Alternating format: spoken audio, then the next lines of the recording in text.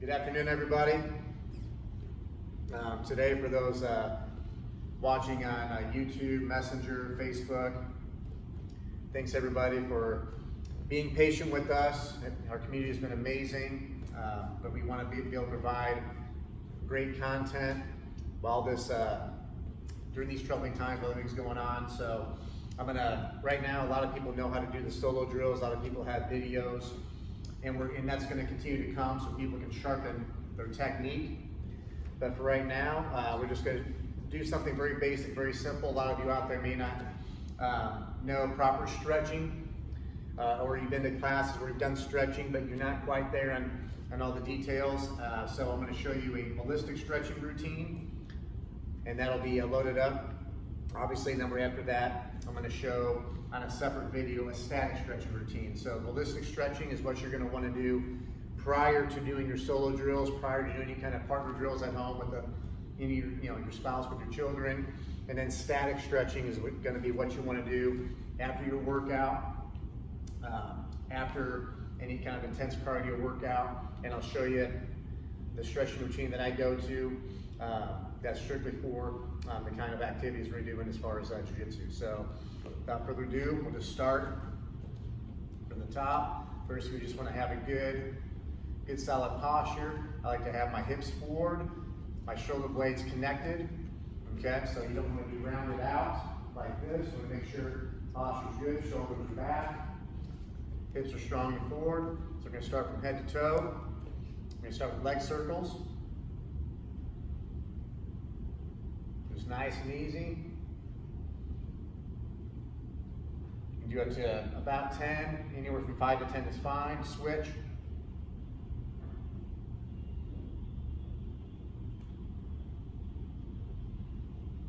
Do some yeses.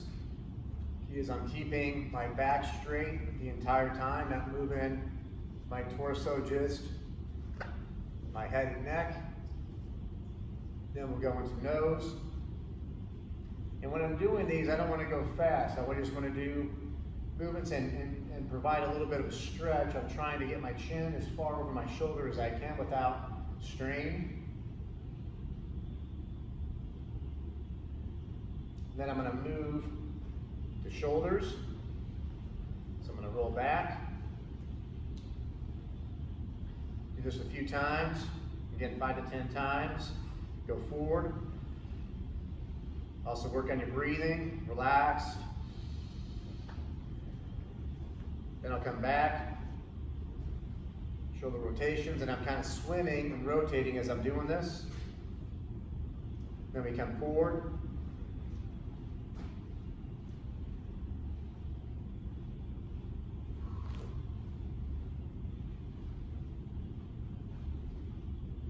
I'm trying to minimize movement so I'm not doing any kind of wild movements, trying to keep everything as stable as I possibly can.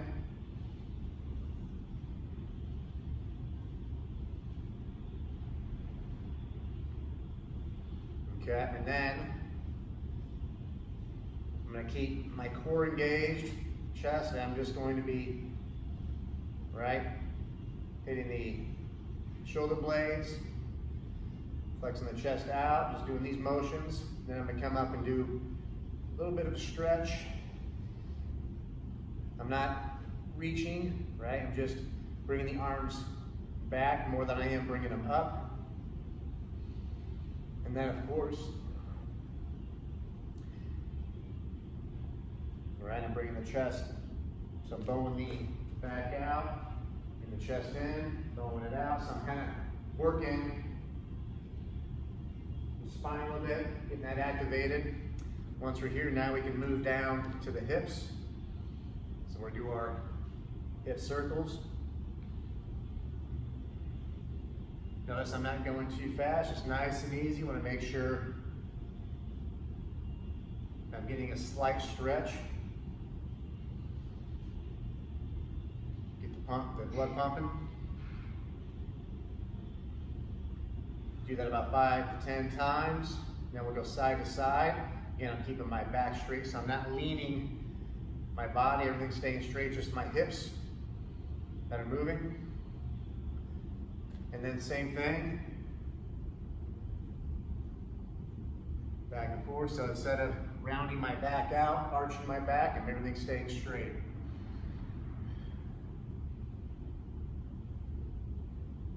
Key not to hold your breath throughout this. Make sure you're breathing going. Now, once I feel pretty good, I'm going to keep a slight bend in my knees. Keep everything, keep my core engaged, keep my lower back strong. Breathe out. Right, so I get that stretch in here. I'm not going to hold this stretch. I'm just going to go as far as I can, just bending at the hips. So I'm not bending at the back. Just working that hip flexibility. So I come all the way down. Breathe out. Again, just a very slight bend in the knees. Touch your toes if you can, otherwise just hang.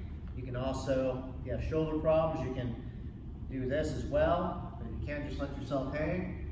Bring the head down. I'm going to bring my chin to my chest. And now I'm going to unroll myself. And then bring the hips forward. Bringing the shoulders back. Taking a deep breath out. Okay, and that's that part of it. Now, we're going to transition to the lower part of the body. So again, just to kind of activate everything, I'm going to go into stretch. Now, what I'm going to do is I'm not leaning over. Put your hands out for balance. Come straight down. My legs are just about shoulder width apart. Toes slightly out. I don't want to be, never want my knees in. Just slightly out. Deep breath out. And I'm going to come straight down and get to here. Okay?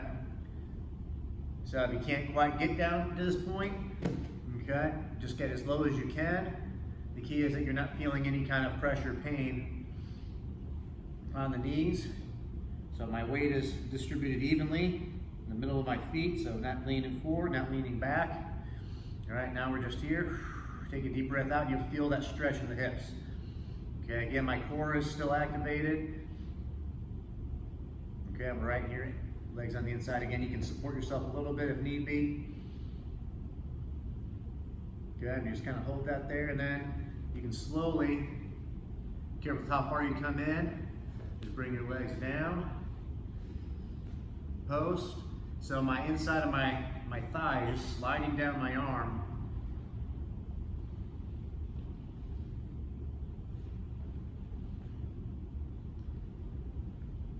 And then you can bring the hips forward, come down, bring the hips forward.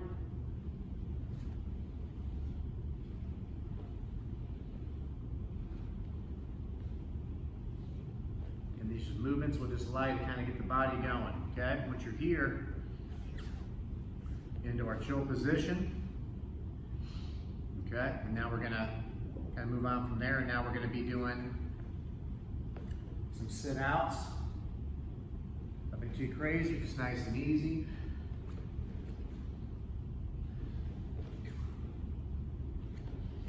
You can do about, I recommend doing at least 20 to kind of give yourself a warm up. You can start off at 10 if you start getting tired and work your way up from there. And once we're there, now we're going to stretch the back out a little bit. I'm going to do this from the side. We're going to do our teeter-totters. So again, notice right now I'm a little bit stiff. I can't quite reach my toes. So one of the great things about this is you'll see what happens when I come all the way back.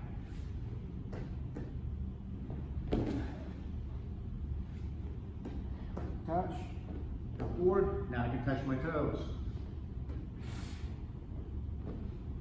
It's okay, you can only get to here for right now. Kick yourself forward, and just do this. Perfectly fine. Over time, the more you do this, help elongate your spine. Which is important because in Jiu Jitsu and in grappling, your spine can be compacted, so this will allow you to move on from there. So again, and that'll be your finish before you start getting into your solo drills. You'll start from the head, work your way down, shoulders, hips. When I get the knees broken up, then you'll be getting that seated position or chill position. Work those different exercises and finish up with the teeter totters, and that's it. And that's just a good, quick little 10-minute warm up. Do that every time right before you get into your drill so you don't cause any minor strains or anything from there. So after this video, we'll be posting after that a static stretching video you can use right before going to bed or right after a good solid workout. Thanks for joining. Can't wait to see you guys on the mats.